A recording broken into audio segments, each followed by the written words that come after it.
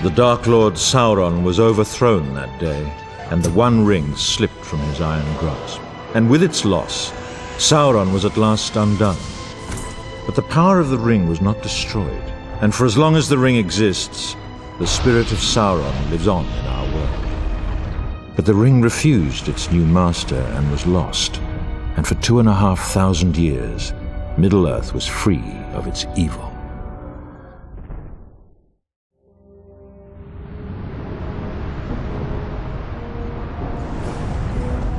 It began long ago when the Dark Lord Sauron crafted a ring of power to enslave the world of Middle-earth. To resist his malice, a last alliance of elves and men marched forth against his armies of darkness. In the vales of Mordor we fought for our lives and for our freedom. Learn well the arts of war, for they hold our only hope of victory.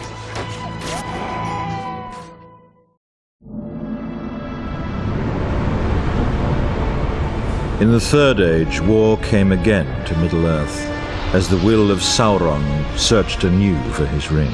The Dark Lord compelled many into his service, including Saruman, a once great and wise wizard.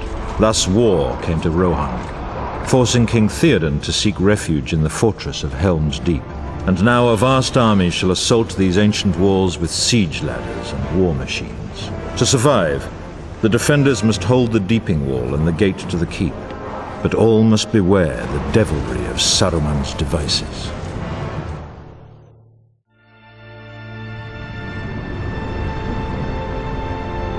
Through the bravery and sacrifice of many, King Theoden has led the people of Rohan to victory. But the danger has not passed, for the pits of Isengard and Moria yet remain, and Sauron directs all evil from atop his dark tower. Yet the seeds of resistance have been planted, for Gondor still stands defiant, and an ancient slumbering power has now awakened to aid their cause. And in this great war, the White Wizard shall lead us, for it is his destiny to contest Sauron for the fate of all of Middle-earth.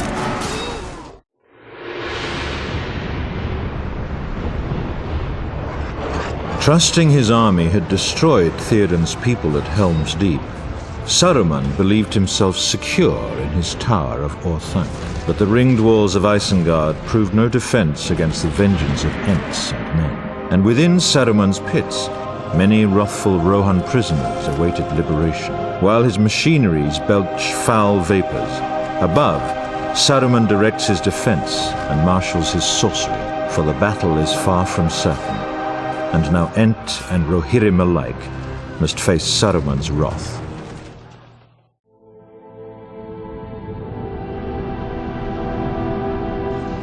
His power shattered, Saruman could not prevail against the courage that was arrayed against him, and in the end, his betrayal was avenged. Treebeard now serves as master of Orthanc, and the pits of Isengard have been cleansed of Saruman's filth. But the Dark Lord's power has not been broken, for Saruman served merely as a pawn, a distraction to weaken Gondor's borders. Within Mordor, the armies of Sauron grow, and his war has hardly begun.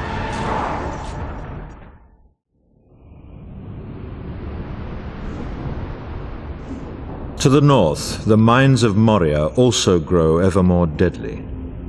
Here, in times past, Gandalf cast down the Balrog after days of combat. That terrible battle cost him his very life, but permitted the Ring-bearer to escape those dark and dreadful halls. But the great underground city of Moria still remains a breeding pit for goblins and other foul things. Now is the moment when the free people must at last reclaim Moria, and Gimli the dwarf shall lead them. Yet all must remain wary, for fissures open everywhere, and Gandalf fears that a new evil might stalk those ancient halls.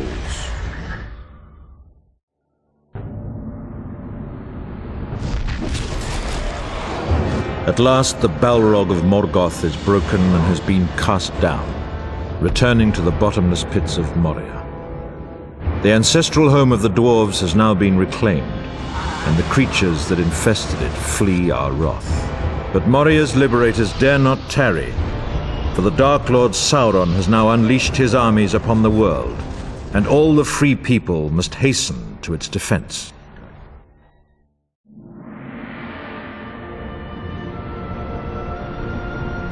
Osgiliath shall play yet another part in this war. Faramir brought the Ringbearer here, but wisely allowed him to continue his quest. Now a garrison of Gondor's defenders keep watch, ever wary. The warriors that hold this outpost secretly hope for Faramir and his Ithilien rangers to return at dawn. But the ranks of the orcs continue to swell, and hope alone is but a flimsy shield. Silence shrouds the far shore of the Anduin, as the defenders of Osgiliath are left alone to sharpen their fears. In the gathering darkness, dawn cannot arrive swiftly enough for these brave men of Gondor.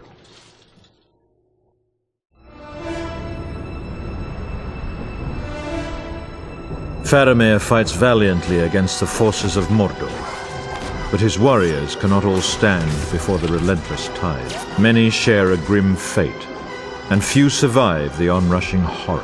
Sauron's massive armies continue their great assault against us all. The remaining defenders of the West are the enemy's final barrier, for they wish to slay all who remain within Middle-earth. The enemy is as countless as the leaves of the forest, and hope seems lost, for the Dark Lord cares not how many shall fall.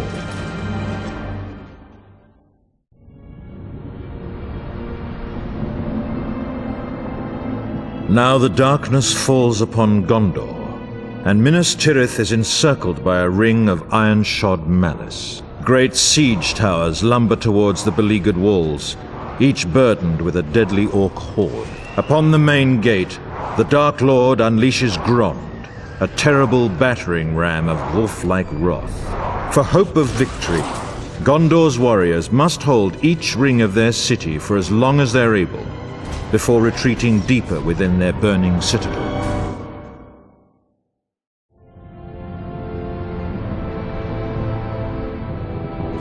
But in the darkest hour, horns echo through the city. For an ancient oath has been fulfilled, and Rohan has come at last. Theoden has emptied the north, and his horsemen dare risk all. The orcs must abandon the city and face this looming threat.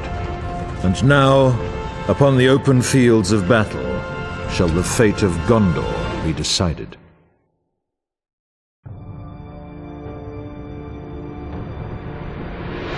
Riding to death and ruin in relief of Minas Tirith, the riders of Rohan smash into the heart of the orc army.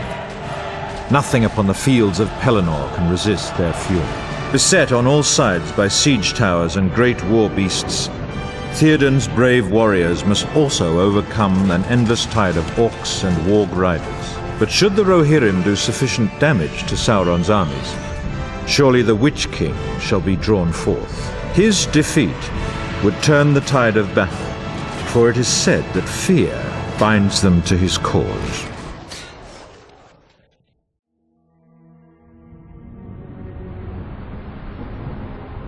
Still, the battle hangs in precarious balance, until at last Aragorn appears with the army of the dead. Then nothing that lives can survive their wrath. Great as our victory might seem, this war is not yet won. The Dark Lord still gathers strength behind the walls of Mordor. To draw the eye of Sauron far from the Ringbearer, even greater sacrifices must now be endured. The men of the West must confront him upon his borders, and within his realm, and even dare to assault the Dark Lord himself.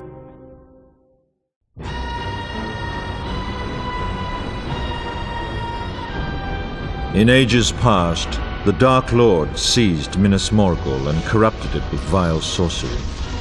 It became the Witch King's foul domain, illuminated still by pale corpse-light. Both orcs and Sauron's magic guard this fortress, sapping the strength of all who venture near. And hovering above, ringwraiths still guard this city well. Through siegecraft and strength of arms, the men of the West must shatter the gates of this citadel and subdue the evil within.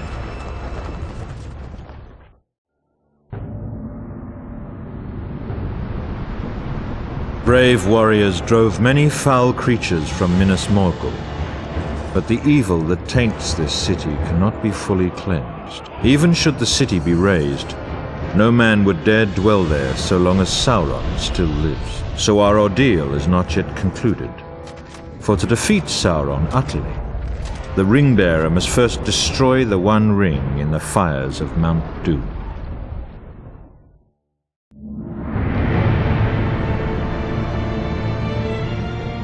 A small, brave army stands at last within the jaws of Sauron's trap. But the courage of men will not fail, and their hope will not fade. For they hold that their sacrifice at the Black Gate of Mordor shall gain time for Frodo to at last destroy the One Ring. And in this final hour, the captains of the West must continue to fight for their freedom, while their breath still remains.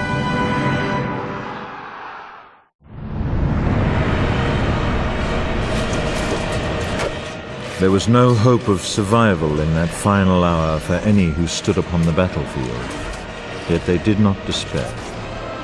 Although their enemies drew near and their arms grew weary, no man held fear in his heart. But fate decreed our world was not destined to end in that hour. For the power of the ring corrupted all it touched, in ways that even its evil spirit could not imagine. And in that final, desperate moment, the Ring-Bearer fulfilled his quest. In a single heartbeat, the Dark Lord Sauron was no more. In truth, our victory was won by the smallest of things. Our fate balanced upon the edge of a knife. But then, when hope at last prevailed, that knife turned and plunged deep into the heart of our enemy. And victory, at last, was ours. Remember always that upon those grim battlefields, the hearts of the free peoples did not fail, and their courage did not falter. And thus the Third Age of Middle-earth ended in triumph, and not despair.